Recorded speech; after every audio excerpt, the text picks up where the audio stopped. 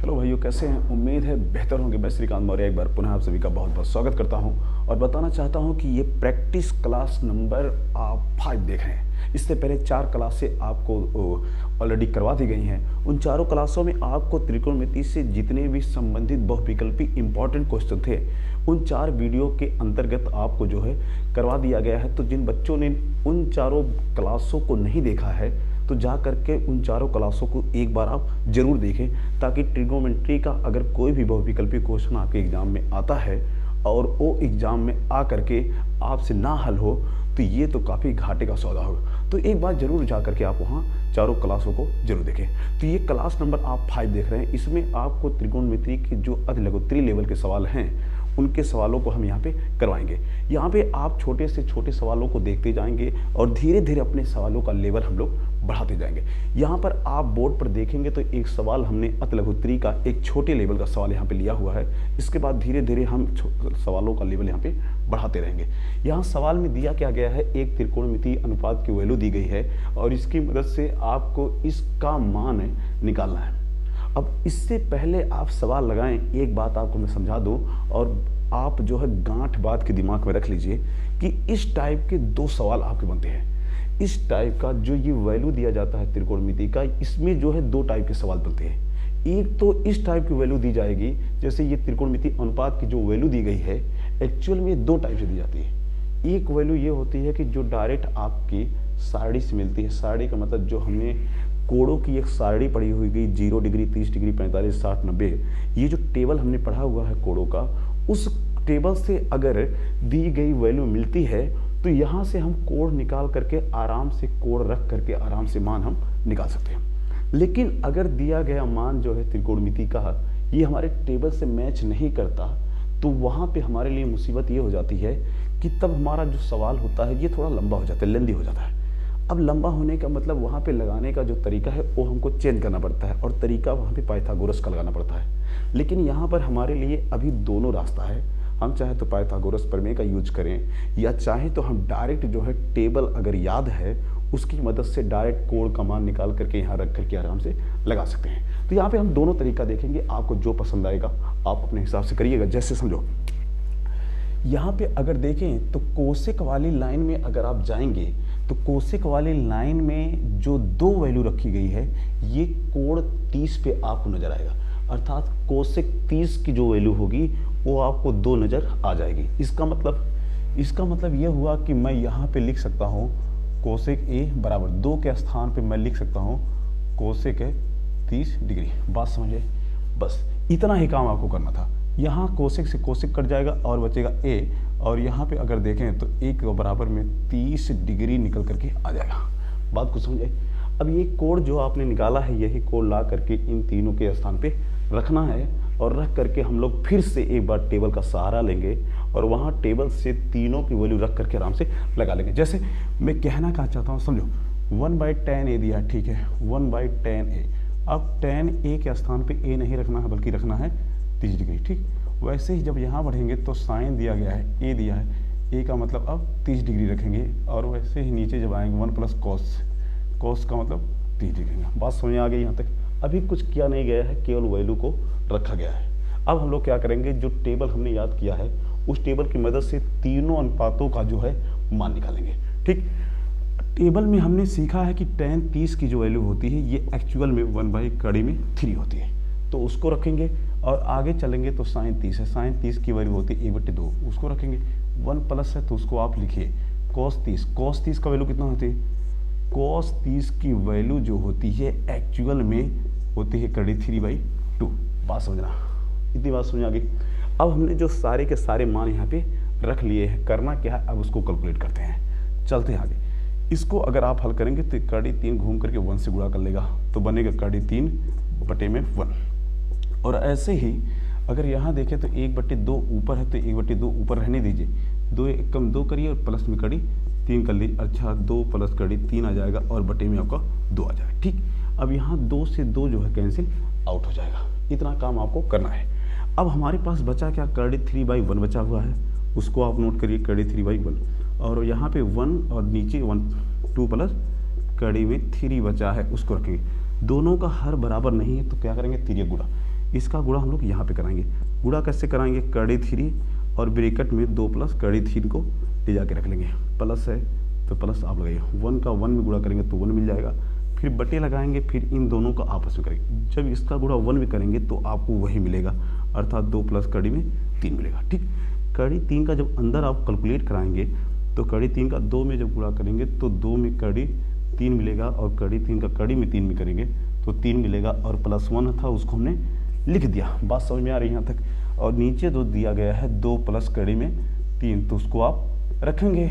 ऊपर चलेंगे अगर तो ये दोनों आपस में जुड़ जाएंगे, और यहाँ 2 कड़ी में 3 आप लिखेंगे, 3 1 हो जाएगा 4, और बटे में आपका 2 प्लस कड़ी में 3। एक काम करते हैं, यहाँ पे 2 यहाँ से और 2 यहाँ से कर लेंगे कॉमन। अगर आप ऐसा करते हैं तो आपको 2 कॉमन करते हैं, यहाँ कड़ी 3 और यहाँ पे 2 मिल जाएगा, अर्थात कड़ी 3 यहाँ हो गया, और यहाँ पे 2 अभी बचा हुआ तो उसको भी लिख लेंगे, और नीचे आएंगे तो 2 प्लस कड़ी 3 लिखा हुआ। बात समझ में आ गई। ये दोनों का दोनों जो है सेम है, आपस में कट जाएंगे। बचा कितना, जो बचा है वही आ जाएगा आंसर। बचा कितना, 2 बचा है, ये हमारा बन गया आंसर। ठीक, तो यही काम आपको करना था, लेकिन अब इतना लंबा तो कैलकुलेशन आपको हालांकि करना ही पड़ेगा। लेकिन अगर आप मेरे भाई ये पाइथागोरस से लगाते हैं, पाइथागोरस प्रमेय का यूज करते हैं, तो कैलकुलेशन जो है इतना लंबा नहीं बल्कि और लंबा चला जाएगा। अब हमारे लिए दिक्कत इस बात की है, अब जरा देखना कि मैं कहना क्या चाहता हूँ। अगर पाइथागोरस से आपने लगाना शुरू किया तो करना क्या है, कोसेक a बराबर 2 दिया है, और हमें अच्छे से पता है कि कोसेक की वैल्यू जो होती है लाल बटे कक्का के हिसाब से कर्ण बटे लंब होती है, अर्थात कोसेक की वैल्यू कर्ण बटे लंब होती है, और कर्ण बटे लंब के स्थान पर यहाँ दिया क्या गया, 2 दिया गया है। 2 को हालांकि हम लोग 2/1 लिख सकते हैं। कोसेक की वैल्यू होती है कर्ण बटे लंब हमारे हिसाब से जो हमने पढ़ा है, लेकिन यहाँ जो दिया गया है कोसेक की वैल्यू वो 2 दिया गया है। इसका मतलब जो हमारा पढ़ा हुआ वैल्यू और k/l और जो सवाल वालों ने दिया ये दोनों हो जाएंगे आपस में बराबर। कहने का मतलब क्या है, कहने का मतलब कर्ण हमारा 2 बनेगा और लंब हमारा 1 बन जाएगा। बात समझ में आई। ठीक, अब हम इसकी मदद से क्या करेंगे, एक बनाएंगे समकोण त्रिभुज। समकोण त्रिभुज जब आप बनाएंगे तो समकोण त्रिभुज में तीनों भुजा बनाएंगे, लंब आधार कर्ण। अगर देखें तो कर्ण हमारा मिलेगा 2, लंब हमारा मिलेगा 1, और इस तरीके से अगर हम लोग आधार की वैल्यू निकालें तो आधार की वैल्यू निकालने का मतलब ये हुआ कि हमें अगर यहाँ नाम लिखते हैं ABC, तो हमारा फार्मूला बनेगा AC² और AB² और प्लस में हो जाएगा BC²। ठीक, AC की वैल्यू दिया गया 2, AC के स्थान पे जब 2 का स्क्वायर कराएंगे तो हो जाएगा 4, और AB का मान दिया 1, जब 1 का स्क्वायर करेंगे तो 1 ही रहेगा मेरे भाई। बात समझ में आ गई। और BC का स्क्वायर जो है उसको 20 से स्क्वायर करने दो, 1 इधर आगे घट जाएगा, बचेगा 3, और इधर हो गया BC²। क्या करेंगे, दोनों तरफ लगा देंगे कड़ी, ताकि स्क्वायर से वर्गमूल कट जाएगा और हमारा आ जाएगा BC बराबर कड़ी में 3। अब बात आप समझो। ठीक, ये मान आपका निकल गया। अब हम लोग करने वाले क्या, समझो, ये दूसरा तरीका मैं आपको समझा रहा हूँ। पहला वाला जो तरीका है ये आपने देख लिया, इतना भारी भरकम है। ये दूसरे वाले में करना क्या रहेगा, पहले आप कोण की मदद से तीनों भुजा का माप ज्ञात करेंगे। अब तीनों भुजा की हमारी जो लंबाई है वो हमें पता चल चुकी है, 1 है, 2 है और कड़ी में 3 है। अब इसके आधार पे हम इस पूरे त्रिकोणमिति अनुपात का मान निकाल करके रखेंगे। चलो देखते हैं कैसे रखना है, जरा देखना आप। यहाँ पे दिया है 1/10 है, और हमें पता है 10 का मतलब क्या होता है, लाल बटे कक्का के हिसाब से लंब बटे आधार होता है। तो लंब का मतलब अपना 1 और आधार का मतलब 1/3 हो जाएगा। तो 1/3, सॉरी यहाँ 10a है ना, 10a का मतलब लंब बटे आधार मतलब 1/3, अर्थात यहाँ हम लिखेंगे 1/3। चलेंगे आगे, प्लस था प्लस हमने लगा दी। साइन है, साइन का मतलब होता है लंब बटे कर्ण। लंब बटे कर्ण का मतलब 1/2 आपको मिलेगा, मतलब जहाँ आपने साइन ए लिखा है उसकी वैल्यू वहाँ से निकलेगी 1/2, और ये जो मेन वाला रेशियो है अब उसे आप लगाएंगे। ठीक है, 1 प्लस कॉस ए दिया गया है, तो 1 प्लस कॉस ए का मतलब कॉस ए का मान वहाँ से निकालेंगे, कितना आएगा, आधार बटे कर्ण। आधार बटे कर्ण का मतलब कड़ी 3/2, अर्थात हमारा कड़ी 3/2 आ जाएगा। बात समझ में आई यहाँ तक। ठीक, अब हम लोग कैलकुलेट करते हैं कैसे, कड़ी 3 का 1 में करेंगे। जैसे यहाँ बन गया, जो चीज़ हमारा यहाँ पे बना हुआ था यही चीज़ सेम हमारा यहाँ पे बन चुका, कोई दिक्कत वाली बात नहीं है। अब आप समझो एक्स्ट्रा हमारा काम क्या था, एक्स्ट्रा काम ये करना था कि हमें यहाँ से जो है ये पाइथागोरस की मदद से हमें तीनों भुजाओं की लंबाई निकालनी थी। यही एक एक्स्ट्रा काम आपको करना था यहाँ पे। अब अगर टेबल आपको याद होता तो टेबल से डायरेक्ट आपकी वैल्यू ऐसे निकल जाती, जैसे मैंने पहला वाला प्रोसेस समझाया है, तो ये पहला वाला प्रोसेस आसान रहेगा, ठीक। नहीं तो अगर आप पाइथागोरस के चक्कर में पड़ेंगे तो आपको इतना जो है नौटंकी अधिक समय लगा के करनी पड़ेगी। चलो, तो आप ये वाला तरीका सीखो, ये ज़्यादा बेहतर है। अभी इसी टाइप का एक सवाल मैं और करवा रहा हूँ, जिसमें ये वाली जो वैल्यू दी रहेगी ये आपके टेबल से मैच नहीं करेगी। तो वहाँ पे हमारी मजबूरी ये बन जाती है कि जब हमारी वैल्यू दी हुई वैल्यू टेबल से मैच नहीं करती तो हमें मजबूरन जो है पाइथागोरस वाला प्रमेय लगाना पड़ता है। तब वहाँ पर ये डायरेक्ट कोड हम लोग नहीं निकाल पाते। तो देखते हैं, इसको आप जो है एक बार स्क्रीनशॉट जरूर ले लेते हैं नेक्स्ट सवाल पे। ओके, सवाल देख लिया एक बार। देखो, जो बात मैं समझा रहा था उसको आपने अगर ध्यान से समझा होगा तो आपको समझ में आ गया होगा। देखो, यहाँ पे कोसेक थीटा की वैल्यू जो दी गई है कुछ इस मॉडल में दिया गया। हालांकि ये मॉडल तो आप हल कर लोगे। कैसे हल करते हैं समझो, 5 दूनी 10 और ये 3 जोड़ लेते हैं, 5 दूनी 10 और 3 13, तो अर्थात ये बन जाएगा 13/5। ठीक, ऐसे आप कर सकते हो। देखो, अब ये जो 13/5 आपका बनेगा, 5 दूनी 10 1 13, 13/5 बनेगा, ये एक्चुअल में इसी की वैल्यू है। इसको हमने केवल क्या किया है, इसको हमने जो भिन्नात्मक रूप में चेंज कर लिया। ठीक, अब सही से आपको दिख रहा होगा। अब आप समझो भाई, आपको टेबल याद है, लेकिन आप ये बात जानते हो कि ये जो 13/5 निकल करके आया है ये एक्चुअल में टेबल के अंदर किसी कोड की वैल्यू नहीं होती। ठीक, लेकिन इससे पहले वाला जो अभी हमने सवाल लगाया है वहाँ कोसेक a बराबर 2 दिया गया था।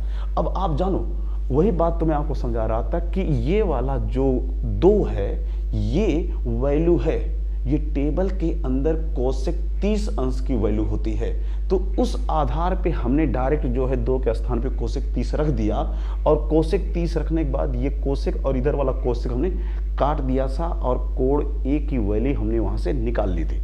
लेकिन यहाँ पर क्या है, यहाँ पर आप ऐसा नहीं कर सकते। कारण ये है कि ये वाली जो वैल्यू है ये सारणी के अंदर किसी भी त्रिकोणमितीय अनुपात की वैल्यू है ही नहीं। तो यहाँ पे हमारी मजबूरी ये है कि हम जो है यहाँ पे केवल पाइथागोरस प्रमेय को ही लगा सकते हैं, इसके अलावा हमारे पास कोई रास्ता और नहीं है। तो अब हम लोग क्या करेंगे, वही हम लोग लगाएंगे। देखो, अब हमारा काम क्या है कि एक भैया हम बना लेंगे यहाँ पे समकोण त्रिभुज। समकोण त्रिभुज आप बनाएंगे, हालांकि समकोण त्रिभुज बन गया है, ए हो गया, बी कर लिया हमने, सी कर लिया। ठीक है, यहाँ पे कोसेक थीटा के रूप में दिया गया है, तो ये वाला कोण आप बना लीजिए थीटा। और कोसेक का मतलब होता है लाल बटे कक्का के हिसाब से कर्ण बटे लंब। तो यहाँ पे अगर इसको हम सही से लिखें अपने फार्मूले के हिसाब से, तो कोसेक थीटा बराबर हम जानते हैं हमारा होता है कर्ण बटे लंब। और यहाँ के हिसाब से अगर देखें तो दिया कितना गया, 13/5 दिया, अर्थात कर्ण के स्थान पे 13 मिलेगा और हमारे लंब के हिसाब से हमें 5 मिलेगा। मतलब कर्ण की वैल्यू 13 हो गई और यल की वैल्यू 5 हो गई। इसका हम लोग कंपेयर करा देंगे, तुलना करा देंगे।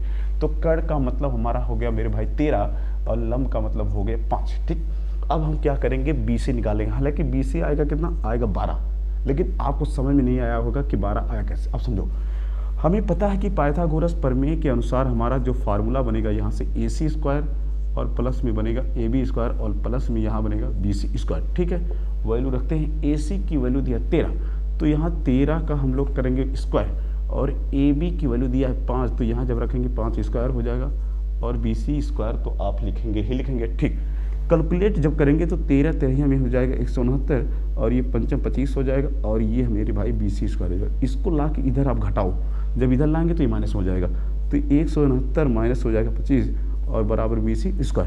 घटाएंगे, 9 में से गया 5, 4, 6 में से 2 गया 8, 6 में से 2 गया 4, और 1 आपका बच जाएगा, मतलब 144 किसके बराबर, BC² के बराबर। तो हम लोग क्या करेंगे, यहाँ पे दोनों तरफ करा लेंगे वर्गमूल।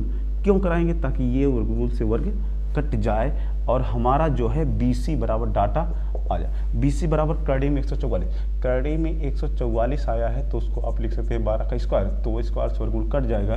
तो इस तरीके से BC बराबर आपको मिलेगा 12। यही चीज़ मैं यहाँ पे डायरेक्ट लिख रहा था तो आपको समझ में नहीं आया। अब बात समझ आई कैसे करना था। तो ये BC की वैल्यू निकल के आएगी 12, मतलब हमारा आधार जो बनेगा वो निकलेगा 12। समझ में बात आ गई यहाँ तक। चलो अब हमें निकालना क्या है, निकालना है tan थीटा की वैल्यू और निकालना है cos थीटा की वैल्यू। अच्छा मैं कहता हूँ कि अगर समझो, अगर tan थीटा cos थीटा या cos थीटा या कोसेक थीटा या कॉट थीटा कुछ भी निकालना पड़े, अब तो आराम से निकल जाएगा, कोई भी दिक्कत वाली बात नहीं है भाई। हमें 2 दिया गया, अगर 2 के अलावा जो 3 बचे हुए उनको भी अगर देता निकालने के लिए, तब भी हमारा जब यहाँ तैयार हो गया है समकोण त्रिभुज, तो हम इसकी मदद से सबका निकाल सकते हैं, कोई दिक्कत वाली बात नहीं। समझो अब यहाँ पे हमें निकालना किसका, tan थीटा का। अब आप ये जानिए tan का मतलब होता है लाल बटे कक्का के हिसाब से लंब बटे आधार, और अगर यहाँ देखें तो हमारा जो लंब है, एक्चुअल में बढ़िया से लिखता हूँ मैं, समझो नहीं, tan थीटा बराबर होता है लंब बटे आधार। अब समझो लंब का मतलब यहाँ पे 5, तो लंब का मतलब यहाँ पे मिलेगा 5 और आधार का मतलब यहाँ पे मिलेगा 12, अर्थात जब 12 आधार के स्थान पे मैं क्या लिखूँगा, 12 लिखूँगा, और लंब के स्थान पे क्या लिखूँगा, 5 लिखूँगा। इस तरीके से हमारा tan थीटा की वैल्यू आ जाएगी 5/12। और वैसे ही चलेंगे सेकंड नंबर पे cos थीटा के लिए, तो cos थीटा की जो वैल्यू आएगी तो होता है लाल बटे कक्का के हिसाब से आधार बटे में कर्ण, ठीक। और अगर यहाँ से देखें तो आधार हमारा बनेगा 12, मतलब a के स्थान पे हम लिखेंगे क्या, 12 लिखेंगे, और हमारा जो कर्ण है ये हमारा है 13, मतलब k के स्थान पे हम लिखेंगे 13, तो हमें यहाँ आंसर के रूप में मिलेगा 12/13, ठीक। तो इतना काम आपको करना है। ये अतिलघुत्री का प्रश्न है, लगभग 2 नंबर का पूछा जाता है, तो इस पर आप विशेष अपनी पकड़ बना करके रखिए ताकि 2 नंबर आपके हाथों से ना जाए, ठीक है। चलते हैं थोड़ा सा सवाल का लेवल बढ़ाते हुए आगे की तरफ बढ़ते हैं। सवाल देख लिया आप लोगों ने, ओके। देखिए ये सवाल जो है पेपर की दृष्टि से काफ़ी इंपॉर्टेंट है, अगर आप क्वेश्चन बैंक में देखोगे तो आपको वहाँ पे मिल जाएगा, और ये पेपर में ये मान के चलिए 100% ये आना ही आना है, ठीक है। इसमें 2 टाइप के सवाल मैं बताने वाला हूँ, इसी टाइप का एक सवाल मैं अभी जस्ट तुरंत फिर करवाऊंगा, लेकिन अब आप पहले इसको ध्यान से समझ लो ताकि जब दूसरा वाला सवाल मैं इस मॉडल का दूँ तो आपको दिक्कत ना आए। समझो अब यहाँ पे हमें निकालना क्या, A और B निकालना है, और आपको पता है कि A और B क्या है, ये कोण है, और आप जानो यहाँ पे 2 कोण आपको दिया गया साइन के रूप में, एक कोण यहाँ दिया गया कॉस के रूप में, एक कोण आपको यहाँ पे दिया गया है, 2 कोण आपको दिया गया है। उन्हीं दोनों की मदद से A और B का मान हम लोग निकालेंगे, लेकिन एक इंस्ट्रक्शन आपको दिया गया है, दिशा निर्देश, कि जो A प्लस B का योग होगा वो 0 से बड़ा होना चाहिए और 90 से छोटा या 90 के बराबर होना चाहिए। कुल मिला के ये दोनों कोणों का जो योग होगा वो 90 के या तो बराबर हो या तो 90 से छोटा हो। बात समझ आए, A प्लस B का मतलब 90 ही रहेगी, या इससे छोटा हो सकता है, उससे बड़ा आप नहीं ले सकते, ठीक है। एक निर्देश और है कि B की वैल्यू A से छोटी होगी, मतलब A जो है बड़ा होगा B से, A की वैल्यू B से ज़्यादा होगी। लेकिन आप एक बात जानिए, यहाँ पर इस सवाल में इन दोनों निर्देशों का कोई भी असल में महत्व है ही नहीं है, कोई महत्व नहीं है। ये आपको डराने के लिए सवाल वालों ने दे दिया है, तो आप उसको बिल्कुल आप इग्नोर कर दीजिए, छोड़ दीजिए दिमाग से। चलो पकड़ना क्या उसको समझो। आप यहाँ से ये वाली वैल्यू उठाओ, ये दिमाग में उठाओ। मुझे उम्मीद है कि आपको ये समझ में आ रहा होगा कि करना क्या है। समझो जैसे हम लोग करते क्या थे, अभी इससे पहले वाले सवाल में अभी हमने समझाया था कि कोसेक A बराबर अगर 2 लिखा है, भाई होगा क्या है, यहाँ पे जो त्रिकोणमितीय अनुपात कोसेक आप देख रहे हैं, इसके साथ कोण A जो है लगा हुआ है, बस फर्क वही है। यहाँ पर जो है त्रिकोणमितीय अनुपात साइन है, इसके साथ कोण जो है A माइनस बी लगा है, कोण यहाँ भी लगा है, कोण यहाँ भी लगा है, यहाँ कोण A के रूप में है और यहाँ बशर्ते जो है कोण A माइनस बी के रूप में है तो कोण ही।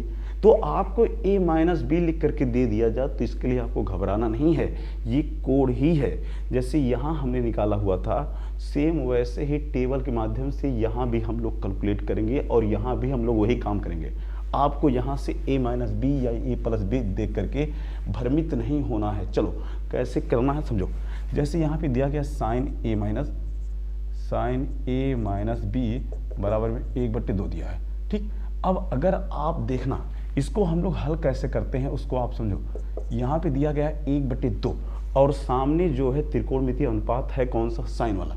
तो अब आप ऐसा करो, टेबल में जाओगे, टेबल में साइन वाली लाइन में जा करके 1/2 देखोगे कि किस कोण को प्रेजेंट कर रहा है। तो जब साइन वाली लाइन में 1/2 को आप ढूंढते हुए पहुंचोगे तो आपको पता चलेगा कि साइन 30 डिग्री का मान जो होता है ये 1/2 होता है। साइन वाली लाइन में जाएंगे तो साइन 30 डिग्री का मान 1/2 होता है। ठीक, तो हम लोग क्या करेंगे, यहाँ पे 1/2 के स्थान पे लिख सकते हैं साइन 30 डिग्री। लेकिन एक बात आप ध्यान रखना, हम जो ये कोण यहाँ पे है जो त्रिकोणमितीय अनुपात, उसी वाले ही लाइन में जाकर के इसकी वैल्यू ढूंढेंगे। अगर इसके नीचे वाली या कहीं और जाकर ढूंढते हैं तो वहाँ की वैल्यू से मतलब नहीं है। अगर आप ध्यान देंगे तो 1/2 जो होता है एक्चुअल में cos 60 की भी वैल्यू होती है। अब आप समझो, हमने जो है 1/2 के स्थान पे cos 60 यहाँ पे क्यों नहीं लिया, क्योंकि हमारा जो है ये साइन अगर ऐसा करते हैं तो नहीं कटेगा। सॉरी, अगर हम 1/2 के स्थान पे cos 60 रखते हैं तो हमारा cos और साइन जो है कटेगा नहीं, गड़बड़ हो जाएगा। इसीलिए 1/2 के स्थान पे हम जो है इसी वाले कोण से मिलता हुआ कोण रखेंगे, मतलब साइन 30 डिग्री रखेंगे, ना कि cos 60 डिग्री रखेंगे। बात समझ में आई? तो आपको ये मान नहीं रखना है, साइन 30 रखना है। और इधर जो आपका दिया गया है साइन a-b, उसको तो आप रखेंगे ही रखेंगे। इससे क्या फ़ायदा हुआ, साइन और साइन कट गया, हमें यहाँ से मिल गया a-b बराबर में 30 डिग्री। ठीक, तो ये मान हमारा a-b वाला मिल गया। इसको आप ऐसा करो, समीकरण नंबर बना लो 1। ठीक है, यहाँ तक कोई दिक्कत नहीं। चलो अब यहाँ पे चलेंगे। यहाँ पर भी आपको वही काम करना है, cos a + b बराबर में 1/2 दिया। चलो अब समझो, यहाँ भी 1/2 दिया है, लेकिन अब ये जो 1/2 दिया है इसकी वैल्यू हम ढूंढेंगे कहाँ पे, cos वाली लाइन में। तो cos वाली लाइन में जब 1/2 को ढूंढोगे तो आपको मिलेगा cos 60 डिग्री पर, और इधर जो आपका लिखा है उसको तो आप लिखोगे cos a + b। तो cos a + b बराबर हमारा cos 60 आ जाएगा, और cos देंगे काट, मिलेगा फिर हमें a + b बराबर यहाँ पे 60 डिग्री। समीकरण नंबर बनाएंगे इसको 2। तो समीकरण नंबर 1 और समीकरण नंबर 2 हमारा बन चुका है। अब हम लोग क्या करेंगे, अब आगे की क्रिया आपको समझ में आ रही होगी। दोनों को हम क्या करेंगे, 1 और 2 को जोड़ देंगे। जोड़ना क्यों है, क्योंकि हमारा जो b यहाँ है प्लस में है, यहाँ जो है माइनस में है। अगर हम जोड़ेंगे तो ये माइनस और प्लस आपस में जुड़ करके कट जाएंगे और समाप्त हो जाएंगे। इसलिए हम लोग क्या करेंगे, समीकरण 1 और 2 को जोड़ेंगे। मतलब हम करने वाले क्या हैं, समीकरण 1 है + 2 से। ठीक, अब इससे क्या होगा, एक वाले को लिख लो a - b बराबर 30 डिग्री, और इसको भी लिख लो। इसको कैसे लिखेंगे, जस्ट नीचे लिखेंगे a + b बराबर में आ जाएगा 60। ठीक, इस तरीके से -b + b कट जाएगा, बचेगा a मिल करके बनेगा 2a। इधर जब जुड़ेंगे तो 60 और 30 मिल करके हो जाएगा 90। 2 से 90 कटेगा तो आएगा 45 डिग्री। किसके बराबर आएगा, a के बराबर। ठीक, बात समझिए, तो a बराबर हमारा निकल के आएगा 45 डिग्री। बात समझ में कुछ आई यहाँ तक? चलो अब यहाँ से चलेंगे आगे।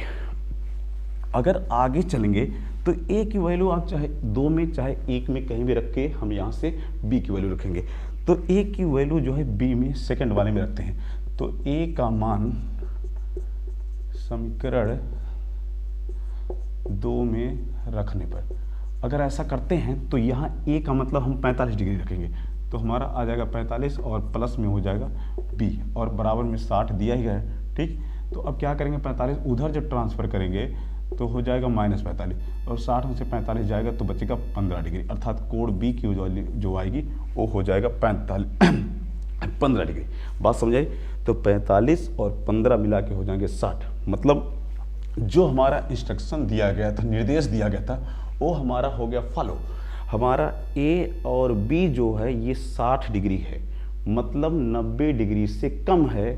तो ये समीकरण 2 जो है इसको फॉलो कर रहा है, और b की वैल्यू 15 आ गई, a की वैल्यू 45 आ गई। मतलब a जो है यहाँ बड़ा है b से, यहाँ a जो है b से बड़ा है, ये भी आपका प्रूफ हो गया। बात कुछ समझ में आई? तो हमारा दोनों का दोनों निर्देश जो है पूरा हो गया। ये वाला भी पूरा हो गया समीकरण 2 से, और ये वाला भी पूरा हो गया। इस तरीके से निर्देश को पूरा करते हुए आप a और b की वैल्यू आराम से लगा सकते हैं। बात कुछ समझ में आई? कोई दिक्कत यहाँ तक? चलो अब इसी वैरायटी का एक सवाल मैं जस्ट तुरंत फिर करवाने वाला हूँ, तो उसको भी आराम से ध्यान से आप देखेंगे। ओके, चलो फिर से सवाल को एक बार पुनः आप लोग देखेंगे। सवाल जो हमने इससे पहले वाला करवाया बिल्कुल समरूप उसके ये सवाल दिया गया है। इसमें भी वही काम करने वाले हैं हम लोग जो इसके पहले वाले सवाल में हमने किया था। करना क्या समझो, यहाँ पे दिया गया है tan कोण में दिया गया है, इसकी वैल्यू दिया गया 1, और आपको वही काम करना है। अगर हम लोगों को टेबल हम लोग को याद है, हमें पता है कि जो ये 1 दिया गया है एक्चुअल में tan वाली लाइन में अगर हम देखेंगे तो ये tan 45 की वैल्यू दी गई है। तो कुल मिला के मैं कहने वाला क्या हूँ समझो, मैं ये कहने वाला हूँ कि tan a प्लस b जो आप लिखेंगे उसके बराबर में जो 1 है वहाँ पे 1 ना लिख करके आप लिख लो tan 45 डिग्री। बात समझ आया? इससे फायदा tan कट गया और हमारा आ गया a प्लस बी बराबर में किसके आ गया 45 डिग्री के। ये बन गया समीकरण नंबर 1। बात समझ में आ रही है कि नहीं यहाँ तक? चलो आगे tan a माइनस बी 1/3 दिया गया है। यहाँ पर भी वही काम करने वाले हैं। जब tan वाली लाइन में हम जाएंगे 1/3 देखेंगे अगर गौर से, तो tan 30 डिग्री का मान होता है 1/3। तो कहने का मतलब यहाँ अब 1/3 नहीं लिखना, लिखना क्या है tan 30। तो यहाँ पे जो सामने लिखा है हालांकि उसको तो लिखना ही है, tan a माइनस बी बराबर में 1/3 का मतलब हो जाएगा tan 30 डिग्री। tan कटेगा, बचेगा इधर a माइनस बी और उधर बचेगा 30 डिग्री। समीकरण नंबर 2 हमारा यहाँ पे तैयार। ठीक, बात समझ में आ रही है कि नहीं आती? चलो अब यहाँ पे आप बात समझो कि यहाँ पे हमारा एक दिया गया है इंस्ट्रक्शन, निर्देश दिया गया है कि हमारा जो दोनों कोण है a और b उसका जो योग होना चाहिए वो 90 के या तो बराबर होगा या तो 90 से कम होगा। तो ये जो इंस्ट्रक्शन है यहाँ से पूरा हो गया। हमारा a और b का जो योग है ये एक्चुअल में 45 डिग्री है, जो कि 0 से बड़ा है और 90 से छोटा है। तो ये जो निर्देश दिया था उसके अनुरूप हमारा समीकरण 1 बिल्कुल तैयार है। हालांकि उस निर्देश का कोई मतलब नहीं होता है, तो उसके लिए टेंशन नहीं लेना है। चलो अब हम लोग करना क्या है, a और b का मान निकालना है। मतलब 1 और 2 को हम लोग क्या करेंगे, आपस में जोड़ देंगे। ठीक है, तो वही काम आपको यहाँ पे करना है। समीकरण 1 और 2 को आपस में जोड़ेंगे। समीकरण 1 और 2 को हम लोग क्या करेंगे, जोड़ेंगे। चलो अब यहाँ पे जब जोड़ेंगे तो एक लाइन यहाँ लिख लेंगे, समीकरण 1 प्लस 2 से 1 का मतलब हमारा हो गया a प्लस बी और बराबर में 45। वैसे ही आपका a माइनस बी भी आ जाएगा, नीचे लिख लेंगे। ठीक है, चलो यहाँ माइनस बी प्लस बी कटेगा, a और a जो बनेगा 2 ये बनेगा 45 और 30 अगर जोड़ेंगे 40 3 70 हो जाएगा 75 डिग्री। तो यहाँ से a बराबर हमारा मान निकल के आएगा 75/2 डिग्री। बात कुछ समझ में आई यहाँ तक? चलो a का मान आ गया 75/2 और a का मान ले जा करके हम लोग रखेंगे समीकरण b में। तो a का मान समीकरण 1 में रखने पर, चलो ऐसा मान तो आपने टेबल में कभी देखा नहीं होगा, कोई बात नहीं, यही मान निकलेगा यहाँ से। और यही मान जब यहाँ पे आप रखेंगे, चलो a का मान जब यहाँ रखेंगे तो 75/2 और प्लस में b बराबर हो जाएगा 45 की। ठीक है, b का मान निकालना है तो इसको हटा के उधर करना पड़ेगा। तो हमारा b बराबर आ जाएगा 45 और ये जब उधर जाएगा तो ये बन जाएगा माइनस में, मतलब -75/2 हो जाएगा। इसको हम लोग क्या करेंगे, बटे लगा लेंगे 1। तो हमारा जो हर है यहाँ पे बराबर नहीं है, बराबर नहीं है तो तिर्यक गुणा कराएंगे। 2 का 45 में कराओगे तो मेरे भाई आएगा 90। ठीक है, 1 का 75 में कराओगे तो आएगा 75 और 2 1 कम 2 हो जाएगा नीचे। समझ में बात आ रही है? चलो अब यहाँ हमारा 90 में से 75 जाएगा, 75 में 5 जोड़ेगा 80, 80 में 10 तो 90।